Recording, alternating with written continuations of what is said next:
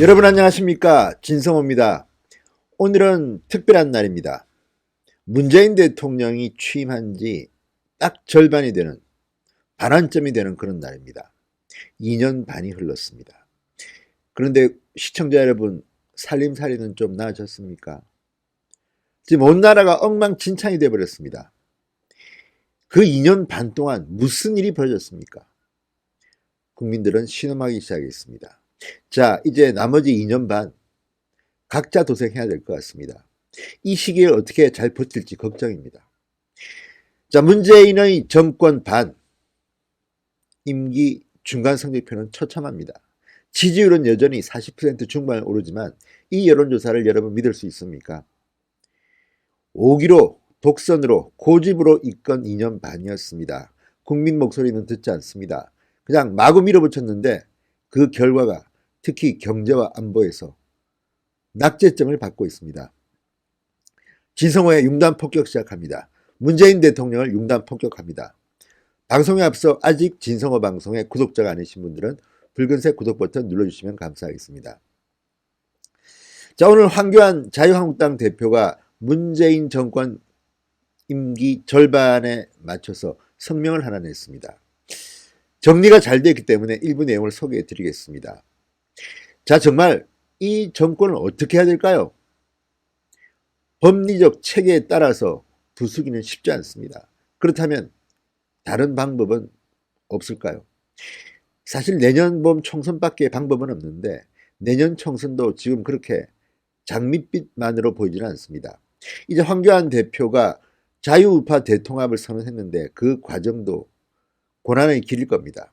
무엇보다도 지금 논쟁이 되고 있는 한국당의 쇄신, 물갈이, 그리고 새로운 참신한 인재의 영입, 그리고 보수의 통합, 이런 것들이 다 지금 황교안 대표와 한국당의 앞에 놓인 과제들입니다.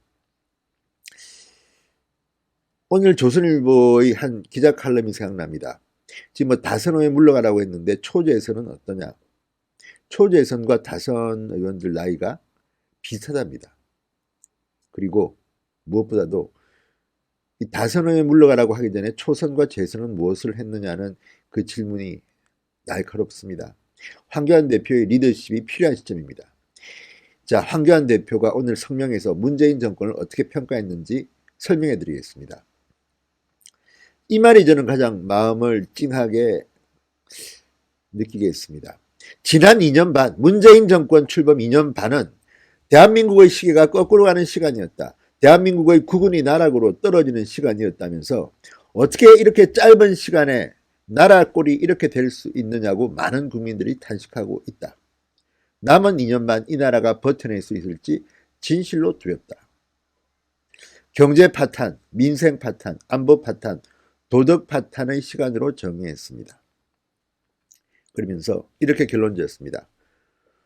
문재인 정권의 시간은, 지난 2년 반은 국정 전 분야에서 대한민국 기적의 70년을 허무는 시간이었다. 지난 2년 반의 국정을 총체적 패정으로 규정한다. 이렇게 말했습니다. 자, 대한민국 기적, 70년의 기적, 이걸 허무는 데는 시간이 2년 반밖에 걸리지 않았습니다. 지난 70년 대한민국의 기적을 문재인 정권은 2년 반 만에 이렇게 초라하게 만들었다는 겁니다. 자, 하나하나 따져보면 특히 경제 문제입니다. 소득 주도 성장론의 경제와 민생을 파탄시키는 가짜 성장론, 이것이 백일화에 드러났다. 중산층 비율은 급격히 떨어지고 빈부격차가 역대 최악으로 심화되는 등 최근 네 정권 중 최악의 경제지표를 기록하고 있다. 경제와 민생이 파괴되자 문재인 정권은 퍼주기 파퓰리즘 복지로 국민 분만을 달래려 한다. 퍼주기식 현금 살포는 망고의 출발점이다. 그리고 두 번째는 안보 문제입니다.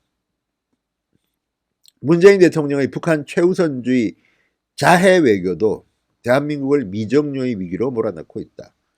국제사회는 대북 제재가 답이라고 하는데 문재인 정권은 북한 대변인이 되어 제재 해제를 호소하고 있다. 문재인 정권의 북한 발악에 튼튼하던 한미 동맹에 균열이 생기고 있다. 북한의 핵무기와 탄도미사일은 계속 증강되고 있는데 우리의 안보는 불평등한 남북 군사 합의로 완전히 무장해제됐다 이렇게 말했습니다. 자, 그리고 조국 전 장관 사태로 말미암은 이야기인데요. 자, 문재인 정권이 자신들의 전유물로 내세웠던 정의와 공정의 가치는 조국 임명에서 그 민낯을 드러냈다. 양심, 도덕과 윤리마저 좌파의 진영 논리에 무너졌다. 말과 행동의 차이는 하늘과 땅의 차이였고 국민들은 이 정권의 거짓과 위선에 치를 떨었다. 오늘은 국정 반환점이 아니라 국정의 전환점이 돼야 한다 이렇게 말했습니다.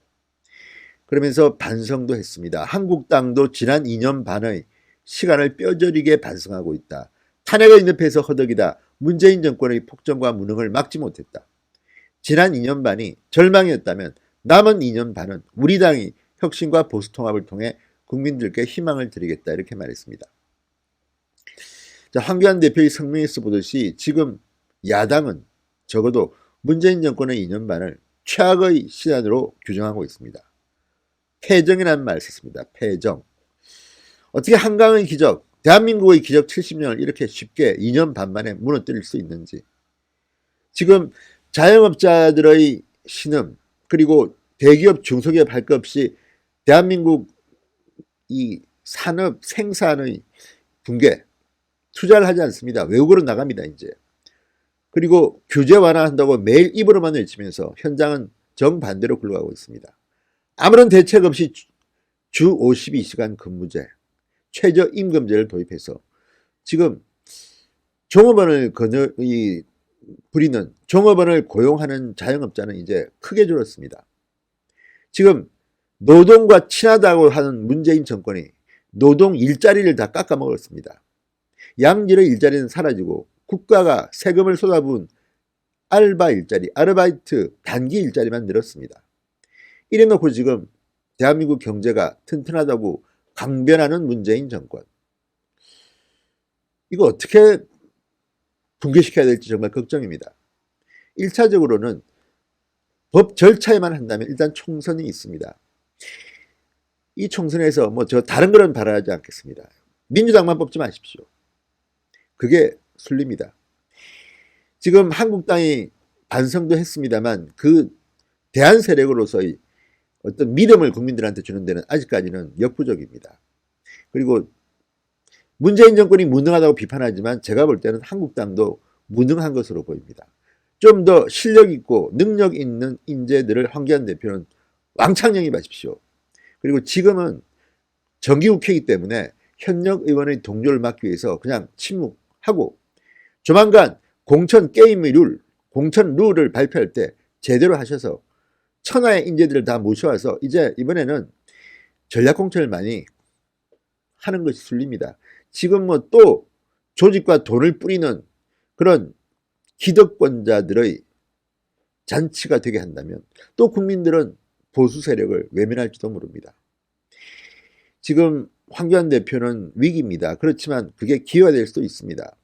제발 좀 주변에 참모들을 잘 쓰고 여러 사람들 말을 들으십시오. 그리고 과감하게 하십시오. 정치라는 것이 모든 국민들을 다 만족시키기는 힘듭니다. 지금 사실 문재인 정권도 흠이 많지만 한국당도 하나하나 따지면 모든 사람들을 만족시키기는 쉽지 않습니다. 그렇다면 차선책을 택해야 됩니다. 과감하게 개혁하시기 바랍니다. 지금 한국당이 다른 건 모르지만 쇄신의 목소리는 너무 적습니다. 그 쇄신의 목소리를 통해서 국민들한테 희망을 줄 수 있도록 진성호의 윤감 폭격이었습니다. 감사합니다.